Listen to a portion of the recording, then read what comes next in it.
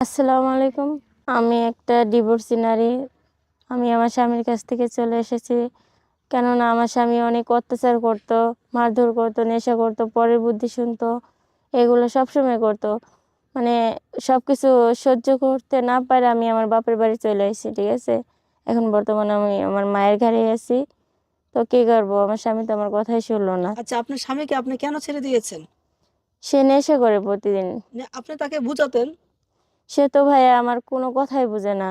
তার মা, ছোট বোন ওদের কথা শুনে সবসময় প্রতিদিন টর্চিং করতো, এত মারধর, না খেয়ে থাকা, মানে এত কষ্ট আর সহ্য করতে না পারে আমি বাপের বাড়ি চলে এসেছি। আপনার যে স্বামী, হ্যাঁ, এই স্বামী আপনাকে প্রচন্ড পরিমাণ মারধর করতো এবং নেশা করতো। হ্যাঁ, প্রচন্ড পরিমাণ মারধর করতো।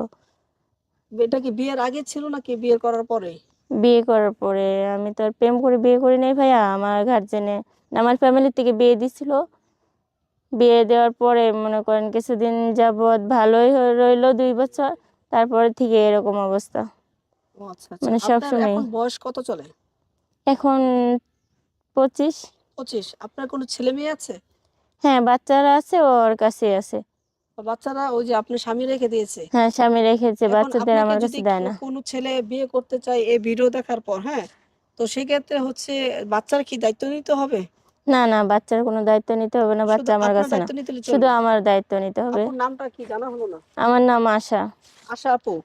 আচ্ছা, আপু, আপনি কি, যে অনেকে বলে আগে প্রেম করতে চাই তারপরে বিয়ে করতে চাই, আপনি কি আগে আবার প্রেম করতে চান? তাকে না যাচাই বাছাই ভাইয়া, করা দরকার। ওরকম প্রেম করতে চায় না। আর এখন আমি চাই ভালো একটা মনের মানুষ, সে গরিব থাক, হুম। সারাদিন রিক্সা চালাইবো, তারপরেও শান্তি। মানে রিক্সা চালাইলেও শান্তি আপনার কাছে, যে হ্যাঁ, এরকম নেশা টেশা কেননা না ওই করে? 5 তলা ফাউন্ডেশন, বাড়ি গাড়ি গহনা, ওগুলো সুখ আসে না কখনো। আচ্ছা আচ্ছা আমি নিজে টাকা পয়সা দিয়েও আমি সুখ পাইলাম না, তাহলে বলেন কি করব?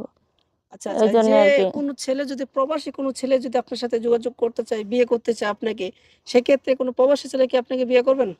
যদি ছেলেটা ভালো হয় তাহলে করব, আচ্ছা আচ্ছা, ভালো না আপনাকে যে হলে তো। বিয়ে করবে, যদি কোনো 40 বছর, 45 বছর অথবা 50 বছরে কোনো মানে ছেলে যদি আপনাকে বিয়ে করতে চায়, আপনি বিয়ে করবেন? মনে করেন 30 হতে 35 এরকম যদি হয় তাহলে আর কি ভালো হয়। এখন তো আপনার যেহেতু একটা বিয়ে হয়েছে, এখন তো কোনো অবিবাহিত ছেলে আপনাকে বিয়ে করবে না, কোনো বিবাহিত ছেলেই আপনাকে বিয়ে করবে। হ্যাঁ, কোনো ওটা ঠিক। ছেলে আছে যে তার সামর্থ্য কাছে 2টা বিয়ে করা, 3টা বিয়ে করা, 4টা বিয়ে করা যায়, আজ পর্যন্ত আছে।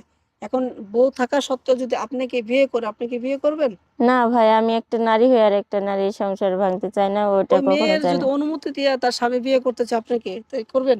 না, ওটাও আমি চাই না ভাইয়া। যা মনে করেন যাদের বউ মারা গেছে অথবা যে কোনো অ্যাক্সিডেন্টের কারণে চলে গেছে, ওরকম হলে তো ঠিক আছে, যেহেতু আমি ডিভোর্সি নারী।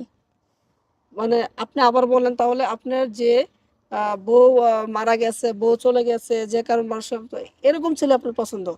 হ্যাঁ, কেননা অনভ্যস্ত ছেলে তো আর আমাকে নিবে না, আচ্ছা আচ্ছা, একটা যে আশা ডিভোর্সি আপু, নারী। তাহলে আপনার সাথে যোগাযোগ করবো কেমনে? এই অনলাইনের মাধ্যমে যোগাযোগ করতে হবে। নাম্বার কি দিয়ে দিব আমরা? জি, আপনাদের নাম্বার আচ্ছা, দিয়ে আমাদের দিবেন। সাথে যোগাযোগ করবেন, এই আপু নাম্বার দিয়ে দিব, আশা আপু। তো আশা আপু, আপনার ফেসটা কি একটু দেখান যাবে? না ভাইয়া, ফেস একটু দেখাও। দেখান। না ভাইয়া। মানে তাহলে যে আপনাকে পছন্দ করবে ওনাকে কি ফেস দেখাবেন? হ্যাঁ, যদি ইমোট করে যখন ভিডিও মানে করে যদি আমাকে দেখতে যে চাই? চাইবে, হ্যাঁ। পছন্দ করবো, তখন তাকে আমি ফেস দেখাবো। আদার্স আর কারো কাউকে দেখাবেন না? না, আর কাউকে আমি ফেস দেখাতে চাই না। আচ্ছা, আপুকে অনেক রিকোয়েস্ট করা হয়েছে ফেস দেখানোর জন্য, আপু আসলে একটু পর্দা করে দেয়, যার কারণে আসলে দেখাবে না। যদি আপু কি পছন্দ করে থাকে, এভাবে পছন্দ করে থাকে, তাহলে আমাদের সাথে যোগাযোগ করবেন।